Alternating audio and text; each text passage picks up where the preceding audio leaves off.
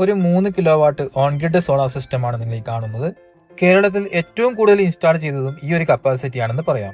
2 മാസം കൂടുമ്പോൾ ഒരു 3000-3500 രൂപക്കുള്ളിലാണ് നിങ്ങളുടെ കറണ്ട് ബില്ലെങ്കിൽ ഈ സോളാർ സിസ്റ്റം നിങ്ങൾക്ക് സെലക്ട് ചെയ്യാം. ഒരു 3 ബെഡ്റൂം വരെയുള്ള വീടുകൾക്കും അതുപോലെ ഒരേ AC ഒക്കെ ഉപയോഗിക്കുന്ന ആൾക്കാർക്കും ഈ സോളാർ സിസ്റ്റം സജസ്റ്റ് ചെയ്യാവുന്നതാണ്.